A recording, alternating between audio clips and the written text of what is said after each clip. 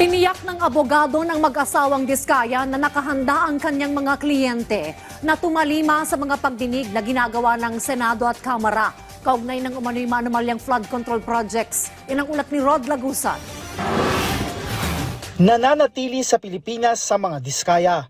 Ito ang siniguro ni Atty. Cornelio Samaniego III, abogado ng mag-asawang Diskaya. Kasunod na rin ito ng hiling ng Department of Public Works and Highways na maglabas ang Department of Justice ng lookout bulletin sa ilang opisyal ng DPWH at mga kontraktor kabilang na sina Sara at Curly Diskaya. Definitely, nandito pa. Masaya nga sila kahapon eh. Sweet nga nila kahapon eh. Makakaasa po kayo dyan, hindi ho yan tatakbo. Ayon kay Samaniego, handang tumalima ang mga Diskaya sa mga pagdinig na ginagawa ng Senado at Kamara kaugnay ng umano'y maanumalyang flood control projects, kung saan una nang dumalo si Sara Diskaya sa pagdinig ng Senate Blue Ribbon Committee. Paliwanag pa ng abogado ng mga Diskaya, hinintay muna nila na ipatawag bago nagsalita ngayon. Wala rin anyang problema sa letter of authority mula sa Bureau of Internal Revenue na ibinigay sa mga Diskaya at iba pang mga kontraktor. May tax clearance po ng January 2025. Ang St. Timothy, St. Gerard at Alpha and Omega. So ibig sabihin yan, pag meron kang tax clearance ng January 2025, yung previous years mo, bayad.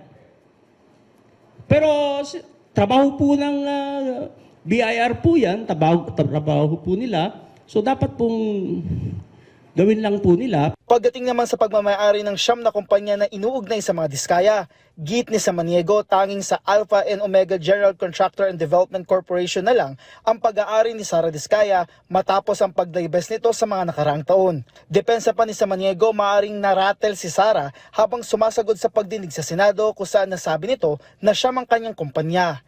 Inalmahan naman ng kampo ng mga Diskaya ang pagbawi ng lisensya ng Philippine Contractors Accreditation Board o PICAB sa mga kumpanyang hawak ng mga Diskaya.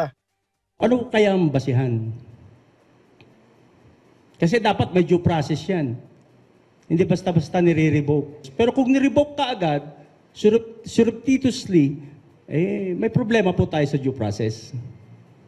Lahat po dapat dumaan tayo sa due process. Hindi po pwede yung dahil nakikiride on ka lang sa issue. Nangyari ito matapos sabihin ni Sara Diskaya sa pagdinig sa Senado na lumahok ang mga ito ng sabay-sabay sa ilang bidding ng mga government infrastructure projects. Rod Lagusad para sa Pambansang TV sa Bagong Pilipinas.